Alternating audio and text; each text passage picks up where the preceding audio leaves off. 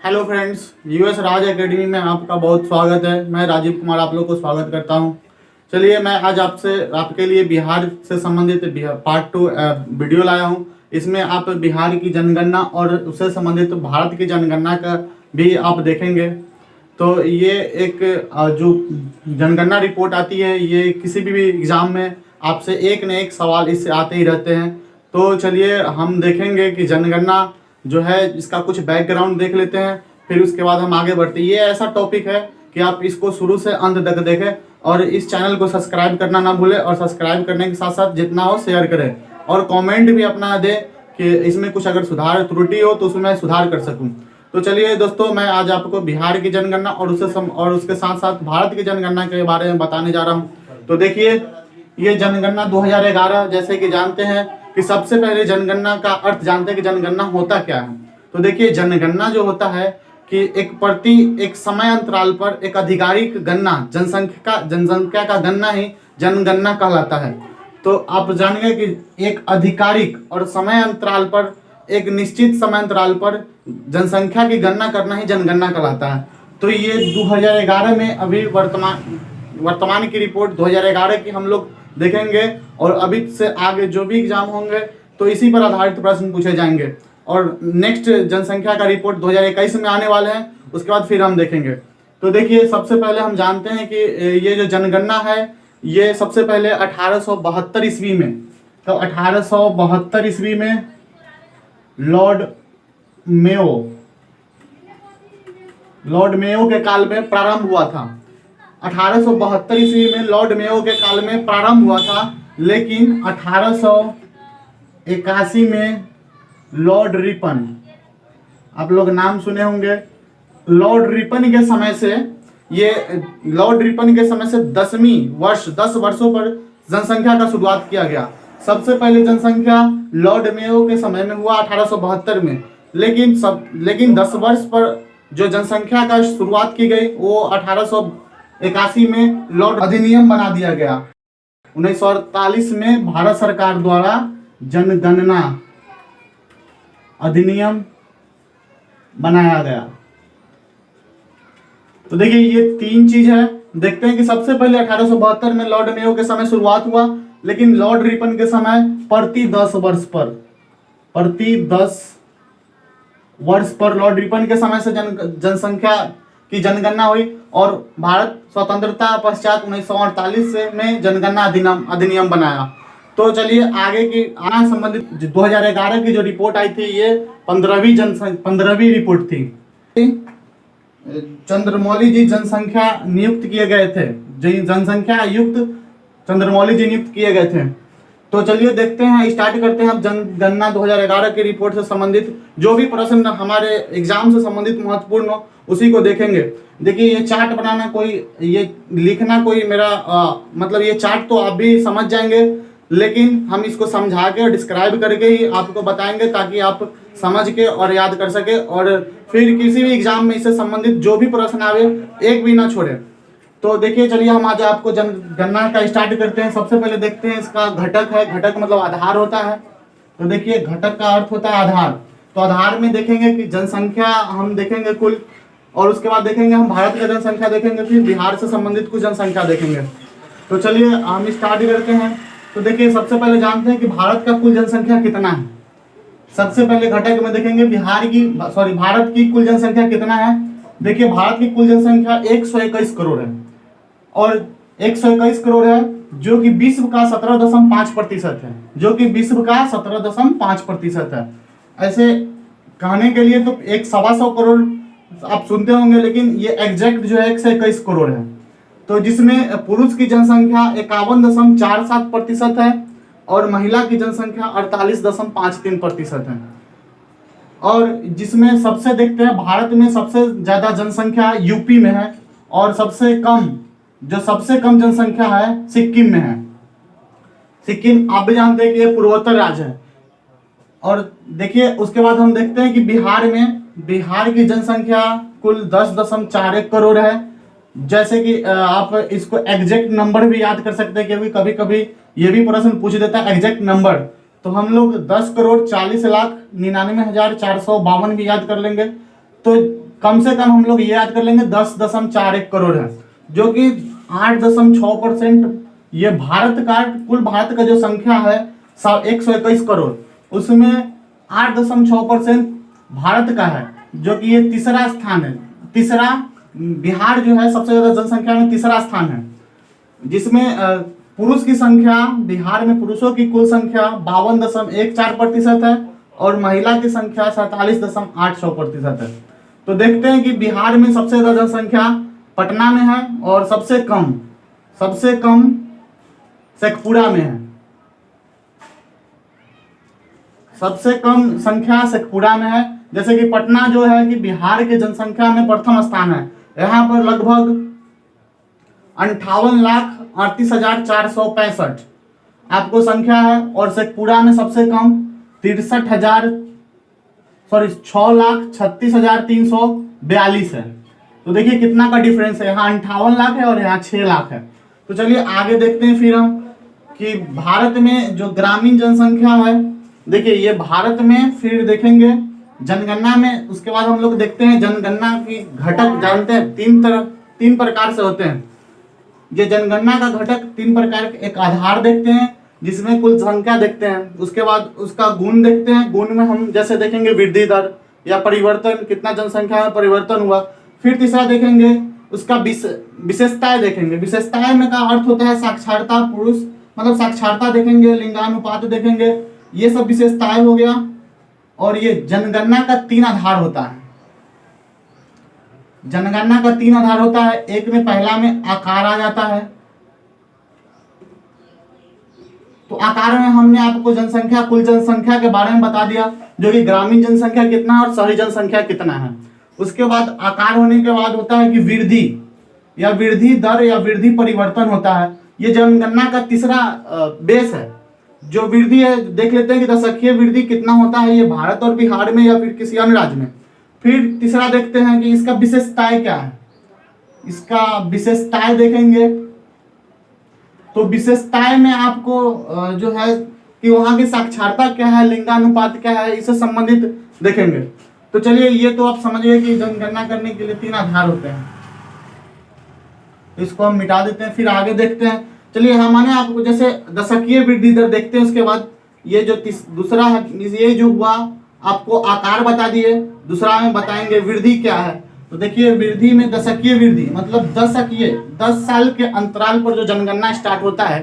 तो 10 साल के जनगणना, जैसे 2011 में जो जनगणना हुई, तो ये जो दशकीय वृद्धि देखेंगे हम लोग 2001 से 11 के बीच कितनी जनसंख्या वृद्धि हुई, मतलब कि 10 साल के अंतराल में कितनी जनसंख्या की वृद्धि हुई, उसी को हम लोग दशकीय वृद्धि कहते हैं। मतलब हर 10 साल पर जो जनसंख्या बढ़ती है उसको। तो देखिए जनसंख्या वृद्धि भारत में 17.7% है। देखिए ये 17.7% भारत की जनसंख्या दशकीय वृद्धि दर है, जिसमें सबसे ज्यादा आप देखेंगे तो मेघालय में 27.9% की दर से जनसंख्या की वृद्धि दर है। लेकिन सबसे कम देखते हैं वही नागालैंड -6%। नागालैंड में -0.6% के साथ वो सबसे कम दशकीय वृद्धि दर है। यहाँ 2001 और 11 के बीच में संख्या बढ़ने के बजाय एकमात्र ऐसा राज्य है कि यहाँ घट गया था। तो चलिए आगे देखते हैं कि बिहार की आप देखते हैं। तो देखिए बिहार की दशकीय वृद्धि दर 25.4% है।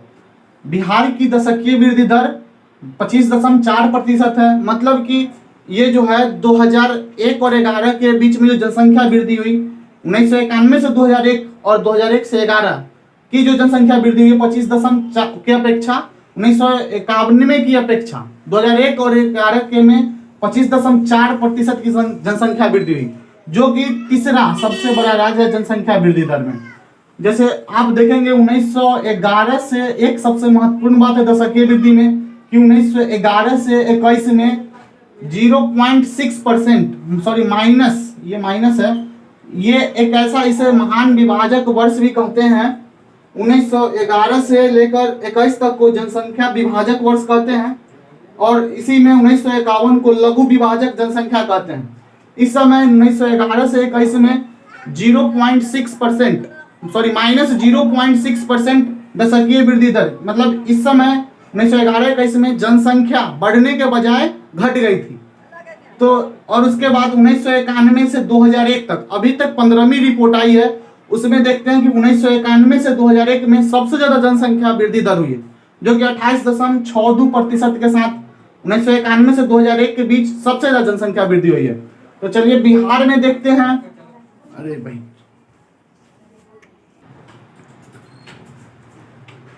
देखिए सबसे ज्यादा जो है बिहार में देखते हैं तो ये मधेपुरा में ये दशकीय वृद्धि दर सबसे ज्यादा बिहार में कहा 31.1% के साथ मधेपुरा पहला स्थान था। लेकिन वही सबसे कम गोपालगंज 19% दशकीय वृद्धि के साथ सबसे कम, इसको सबसे कम दशकीय वृद्धि दर कहाँ हुआ बिहार में, तो गोपालगंज, और सबसे ज्यादा मधेपुरा में 31.1% मधेपुरा में, और गोपालगंज में सबसे कम 19% हुआ।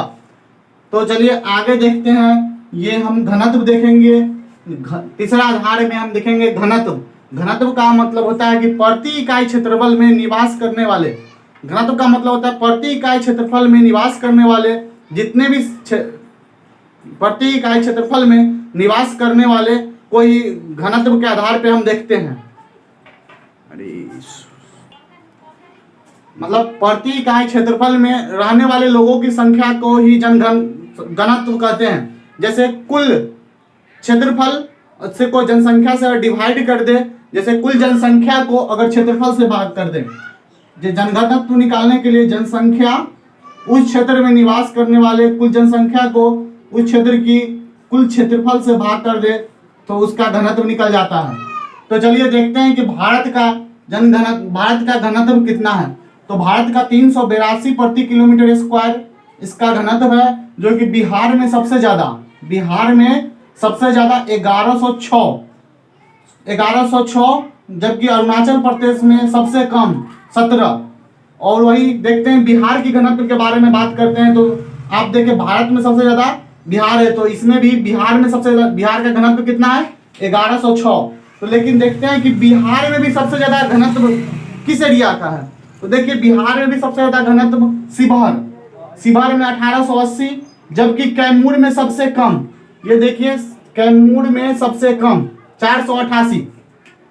तो देखते हैं कि बिहार के 3 घनत्व सबसे अधिक जिला कौन कौन है। तो देखिए ऐसे ही प्रश्न आपको पूछते हैं कि बिहार में 3 कौन ऐसा जिला जहां की घनत्व सबसे अधिक है।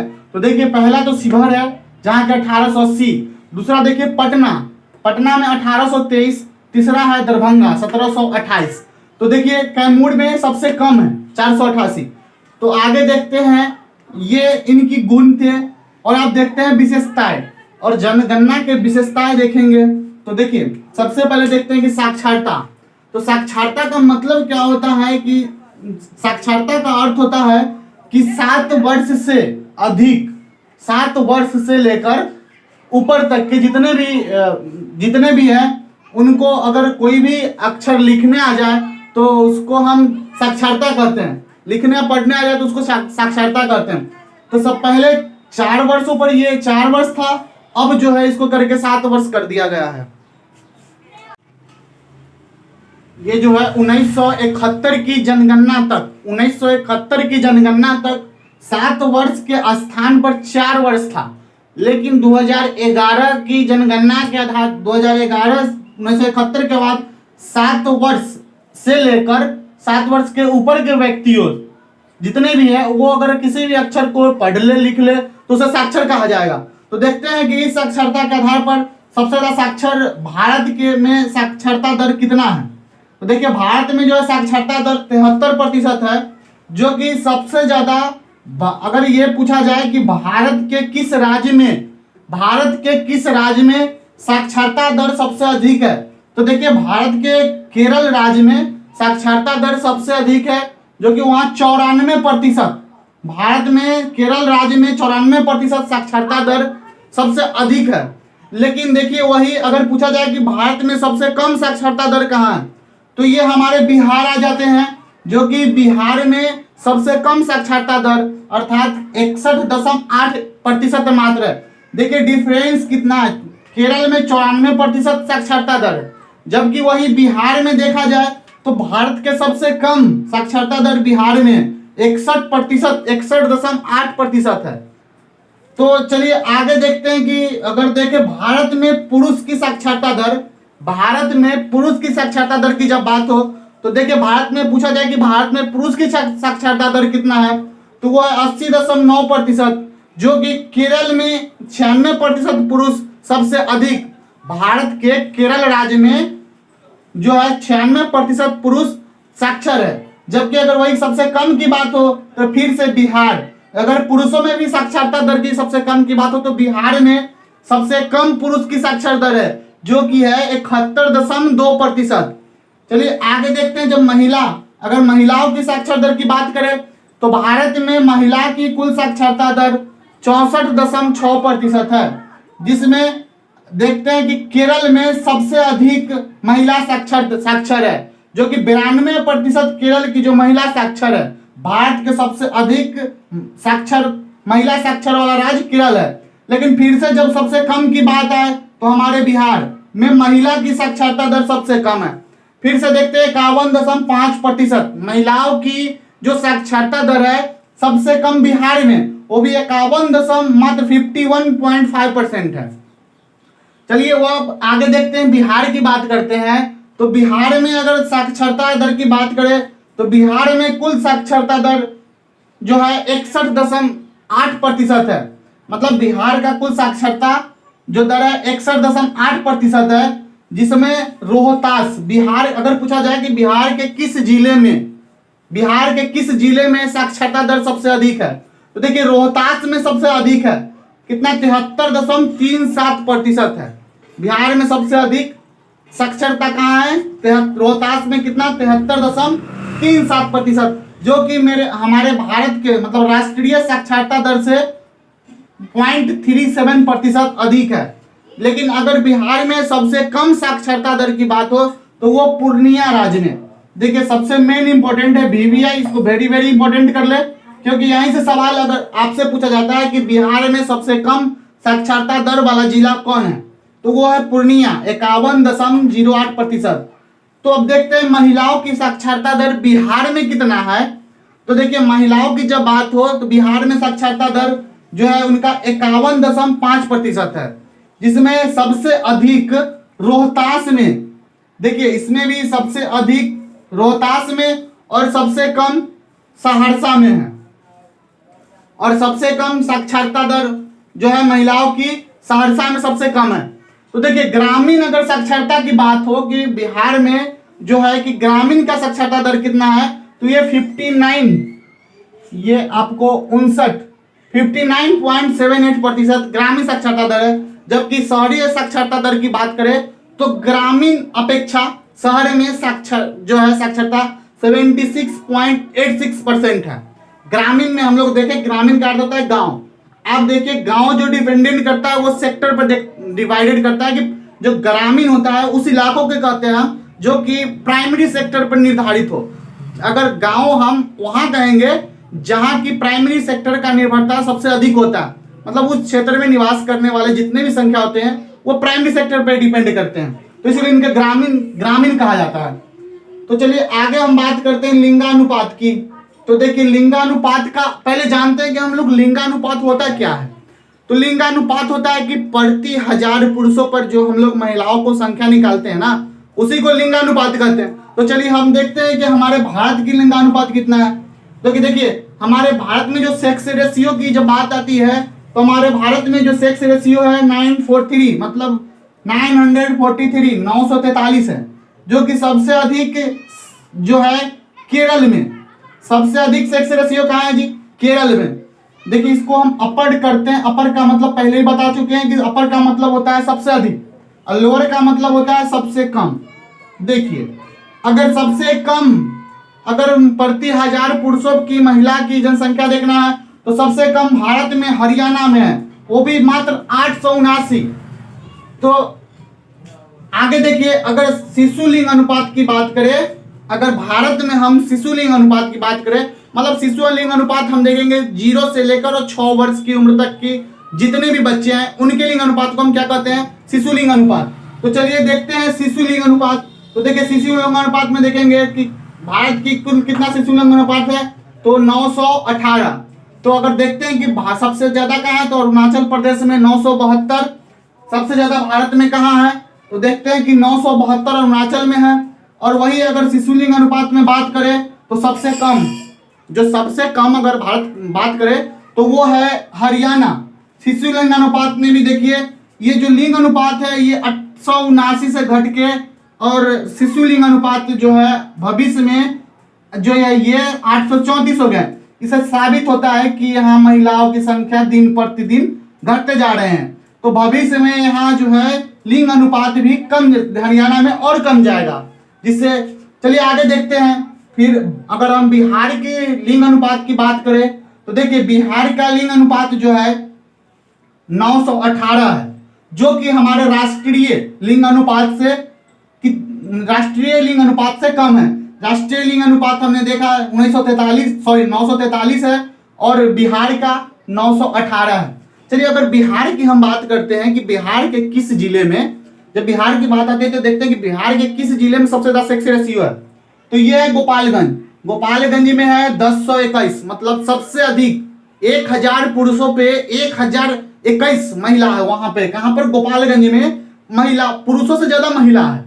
लेकिन जब मुंगेर की बात करते हैं तो देखिए मुंगेर में सबसे कम महिला, मतलब बिहार के सबसे कम महिला का अर्थ है कि वहां का रेशियो जो 1000 पुरुषों पर वो 876, सबसे कम मुंगेर में 876 है। लेकिन अगर फिर बात करें कि मतलब बिहार के 3 जिला कि कौन है जो सबसे अधिक वहां का लिंग अनुपात है, तो देखते हैं कि पहला तो गोपालगंज देख लिए, दूसरा देखते हैं सिवान में 988 है और तीसरा सारण है। तो चलिए अब बात करते हैं शिशु लिंग अनुपात की बिहार की। तो देखिए बिहार में जो है शिशु लिंग अनुपात में सबसे अधिक किशनगंज है। देखिए सबसे अधिक शिशु लिंग अनुपात जो है किशनगंज है, जो कि 971 है। और सबसे कम की बात करें तो वैशाली जिला, तो वैशाली जिला में मात्र 904 सेक्स रेशियो है, मतलब 1000 पर मात्र 904 ही 0 से 6 वर्ष की, और देखा जाए तो बच्चियों की संख्या है। तो चलिए आगे देखते हैं, सबसे अंतिम देखते हैं विशेषताएं में हम देखेंगे एससी और एसटी के बारे में। ये हम देखते हैं कि बिहार में जो है एससी शेड्यूल कास्ट, मतलब अनुसूचित जाति जो होते हैं उनकी प्रतिशत 15.91% है, जो कि गया जिले में सबसे अधिक अनुसूचित जाति है। और दूसरा देखेंगे एसटी, मतलब शेड्यूल ट्राइब, जनजाति।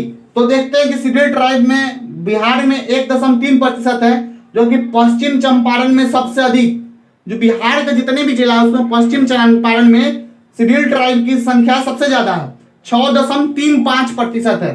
तो चलिए ये जो आप चार्ट के थ्रू देखें, हम आपसे उम्मीद करते हैं कि इस चार्ट से आपको सब चीज समझ में आ गया होगा। तो अगर आप इसका स्क्रीनशॉट लेना चाहें तो ले लें।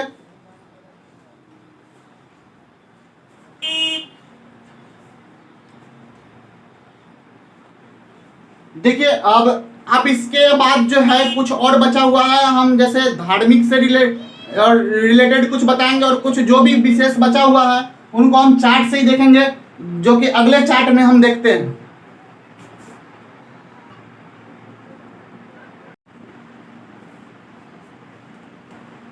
चलिए तो हम देखते हैं कि ये जो जनगणना में उस समय हम राज्य के बारे में देखे थे, भारत और बिहार राज्य के बारे में देखे थे। अब देखते हैं जनगणना केंद्र शासित प्रदेश के बारे में देखते हैं। तो देखते हैं केंद्र शासित प्रदेश में हम देखते हैं कि सबसे ज़्यादा जनसंख्या कहाँ है, तो सबसे ज़्यादा जनसंख्या केंद्र शासित प्रदेश में दिल्ली में है। और उसके बाद देखते हैं तो सबसे कम जनसंख्या केंद्र शासित प्रदेश में लक्षद्वीप में, जो कि सबसे कम है। उसके बाद देखते हैं कि दशकीय वृद्धि दर देखेंगे केंद्र शासित प्रदेश में। तो ये देखिए दशकीय वृद्धि दर जो है कि दादर एवं नगर हवेली में 55.9% के साथ सबसे अधिक है, वही लक्षद्वीप में 6.3% के साथ इसका दशकीय वृद्धि दर सबसे कम है। तो अब देखते हैं कि लिंगानुपात देखते हैं। तो लिंगानुपात देखते हैं कि पुडुचेरी में जो सबसे अधिक है 1037% है, 1037 लिंगानुपात है पुडुचेरी में, सबसे अधिक है। उसके बाद देखते हैं सबसे कम, ये सबसे अधिक हो गया और ये सबसे कम हो गया। तो देखते हैं कि केंद्र शासित प्रदेश में सबसे कम लिंगानुपात का है, तो दमन और दीव में 618 है। इसके बाद अगर बात करें साक्षरता दर की, तो साक्षरता सबसे ज़्यादा साक्षरता कहाँ है, तो लक्षद्वीप में 91.8% है। तो वही देखते हैं कि सबसे कम साक्षरता कहाँ है, तो दादर एवं नगर हवेली में सबसे कम साक्षरता है जो कि 76.2% है। अगर एससी की बात हो तो केंद्र शासित प्रदेश में सबसे ज़्यादा एससी चंडीगढ़ में 18.9% है, लेकिन वही सबसे कम दिल्ली में एससी है। और उसके बाद एसटी की बात करें तो सबसे ज़्यादा केंद्र शासित प्रदेश में लक्षद्वीप में 94.8% है। देखिए उसके बाद अगर बात करते हैं कि बिहार में धार्मिक समुदाय का प्रतिशत, मतलब ये जो है कि हम बात करेंगे कि बिहार में विभिन्न तरह के धार्मिक समुदायों के लोग यहाँ निवास करते हैं, जैसे हिंदू, मुस्लिम, ईसाई, सिख, बौद्ध, जैन और अन्य एवं धर्म। कुछ ऐसे लोग हैं जो अपना धर्म ही नहीं बताते हैं। तो चलिए हम बिहार में देखते हैं कि धार्मिक समुदाय तो बहुत यहाँ निवास करते हैं, तो उनका क्या प्रतिशत है और उनका कितना जनसंख्या कुल है, वही हम अभी देखेंगे। तो चलिए देखते हैं कि पहले देखेंगे समुदाय में, हिंदू समुदाय में देखते हैं कि सबसे बड़ा धर्म भारत का हिंदू है, जो कि 82.69% कुल जनसंख्या का बिहार में 82.69% है, जो कि लगभग 8,60,68,686। बिहार में लगभग 8.5 करोड़ के आसपास जो निवास करते हैं हिंदू धर्म के लोग निवास करते हैं। उसके बाद दूसरा देखते हैं कि मुस्लिम, बिहार में मुस्लिम जो है 16.87% है, जो कि लगभग 1,75,57,809। ये देखिए डाटा से कोई मतलब नहीं है, ये हम आपको सिर्फ यूं ही संख्या बता रहे हैं, लेकिन आपको कभी कभी एग्जाम में ये परसेंटेज याद रख लीजिएगा, जो कि ये थोड़ा अब महत्वपूर्ण है। तो देखिए ये मुस्लिम देख लिए। अब देखते हैं ईसाई। तो ईसाई में देखते हैं कि बिहार में जो है ईसाई का प्रतिशत 0.12% है, जिसका संख्या 1,29,247 है। उसके बाद देखते हैं सिख जो है 0.2% है, 23,779 है। उसके बाद देखते हैं बौद्ध धर्म, जो बिहार में बौद्ध धर्म का प्रतिशत है वो 0.02% है, जो कि 25,453 का कुल जनसंख्या है। और उसके बाद जैन धर्म की अगर बात करें तो बिहार में ये भी 0.02% है और इनकी कुल जनसंख्या मात्र 18,914 है। और उसके बाद अन्य में देखें इनके अलावा जो होते हैं वो है 0.01%, उनकी कुल संख्या 13,437 है। देखिए कुछ ऐसे भी है जो धर्म नहीं बताने वाले हैं, वो है 0.24%, उनका कुल जनसंख्या 2,52,127 है। ये रहा आपका बिहार में धार्मिक समुदाय का प्रतिशत। चलिए आज मैंने जनगणना 2011 के बारे में देखा, भारत और बिहार के बारे में। देखिए दोस्तों ये इसको बहुत अच्छी तरह से अगर टाइम मिले तो 1-2 बार देख लीजिएगा, क्योंकि इससे एक न एक प्रश्न हर एग्जाम में आते ही रहते हैं। तो इसलिए इसको जब टाइम मिले तो 1-2 बार देख कर जाइएगा, लेकिन परीक्षा से पहले तो जरूर देख लीजिएगा। चलिए हम आपसे उम्मीद करते हैं कि मेरा वीडियो आपको बहुत पसंद आया होगा, तो इसलिए आप इसको लाइक करें, कमेंट भी करें और जितना ज़्यादा हो इसको शेयर भी करते रहें, और इस चैनल को सब्सक्राइब कर लें ताकि आपको कोई भी वीडियो आगे आपको नोटिफिकेशन के जरिए मिलते रहे।